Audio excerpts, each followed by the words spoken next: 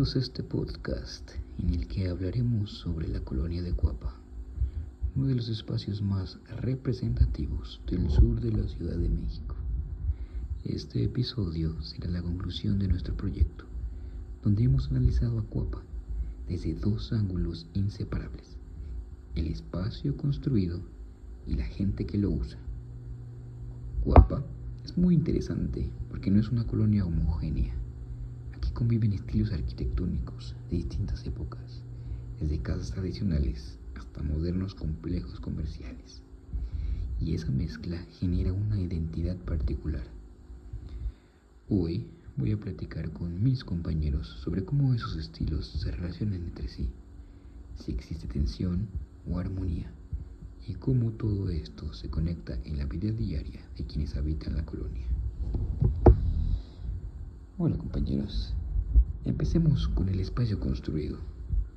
Cuapa nos muestra con claridad cómo la ciudad evoluciona. Aquí podemos ver casas construidas en los años 70 y 80, con techos inclinados y acabados de tabique, justo al lado de plazas como Pericuapa, Gran Terraza o Galerías Cuapa, que tienen un diseño mucho más contemporáneo, con grandes superficies de vidrio y espacios interiores abiertos. Exactamente, también están los conjuntos habitacionales, como Villa Cuapa, que se construyeron hace varias décadas y que todavía hoy conservan cierto aire de modernidad para su época.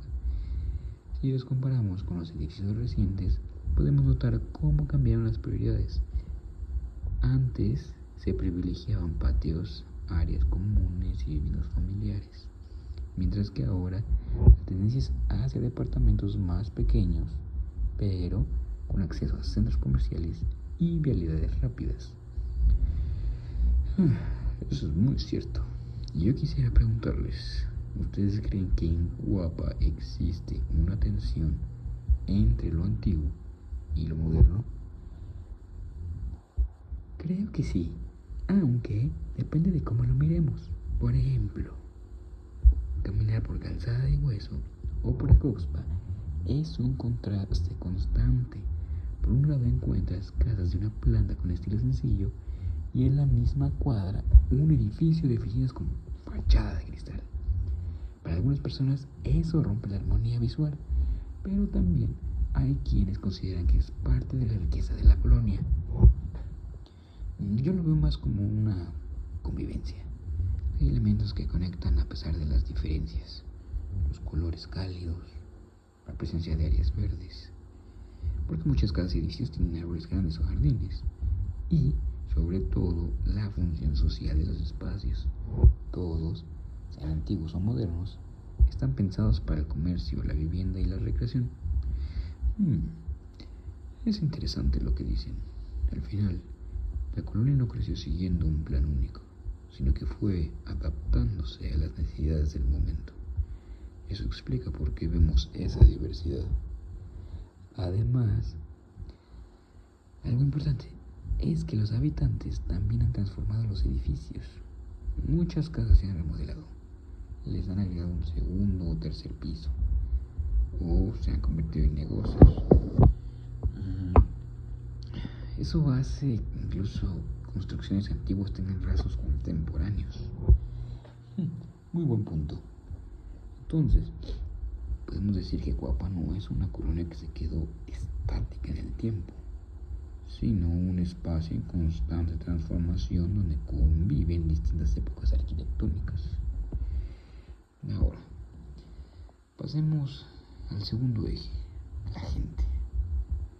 Porque un edificio sin personas es solo un objeto, y lo que realmente le da sentido a la arquitectura es cómo se vive y se usa.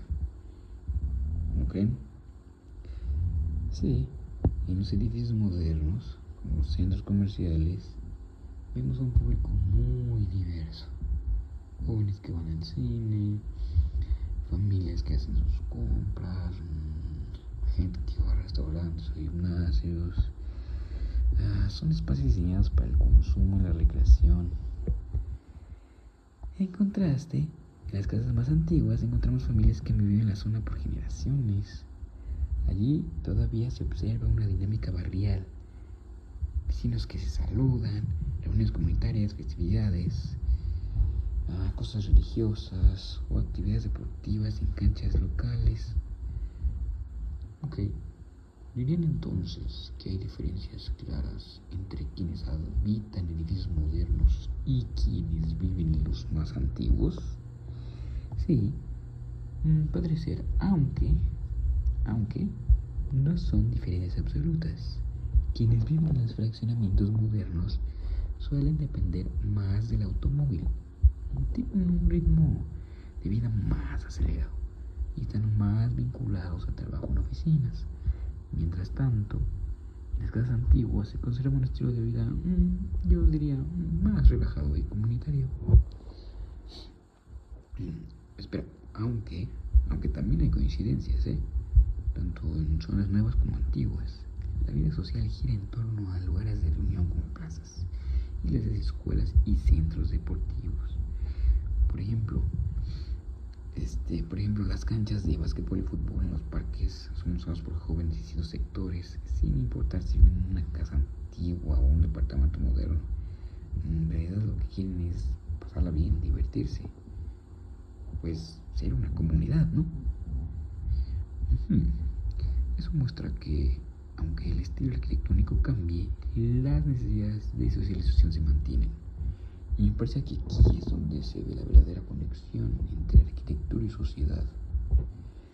Otro ejemplo es el de las universidades y escuelas en Coapa. Muchas personas estudian en instituciones que están rodeadas de comercios y viviendas de distintos estilos. Eso genera un ambiente muy dinámico, porque los estudiantes conviven tanto con la modernidad de los cafés y las plazas como con la tradición de los barrios residenciales. Claro. Sí, y no podemos olvidar que Coapa también es un espacio de entretenimiento deportivo.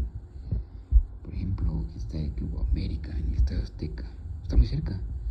O está los clubes de pádel, gimnasios modernos. Eso influye en el estilo de vida de los habitantes. Que pues se mezclan su tradición y modernidad en su día a día.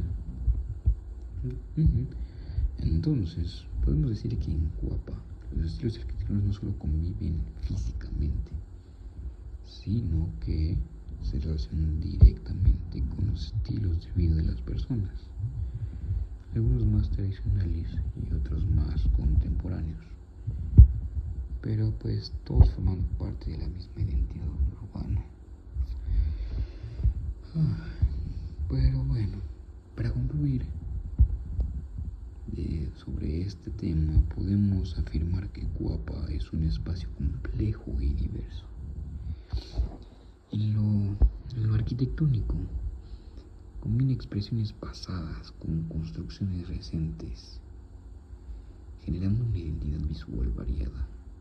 En lo social, en cambio, encontramos tanto prácticas comunitarias tradicionales como estilos de vida modernos y globalizados. Quisiera añadir que la arquitectura de Coapa nos muestra que no hay un solo camino para entender a la ciudad. Los edificios antiguos no desaparecen, se adaptan y conviven con los nuevos. Esa mezcla es, en sí misma, el reflejo de la historia urbana de México. Y bueno, lo mismo pasa con las personas. No importa si habitan en una casa antigua o en un edificio moderno. Al final comparten intereses, costumbres y espacios. La diferencia está en los matices, pero todos forman parte de un mismo tejido social. Claro, lo más importante que aprendimos en este proyecto es que arquitectura y sociedad son inseparables. No existe el edificio sin el usuario y también no existe la comunidad sin los espacios donde se desarrolla. Coapa es, en ese sentido, un laboratorio vivo, donde lo construido y lo vivido se encuentran todos los días. Y pues bueno, muchas gracias por acompañarnos en este recorrido. Esperamos que nuestra reflexión les haya permitido ver a Cuapa desde otra perspectiva. Hasta la próxima.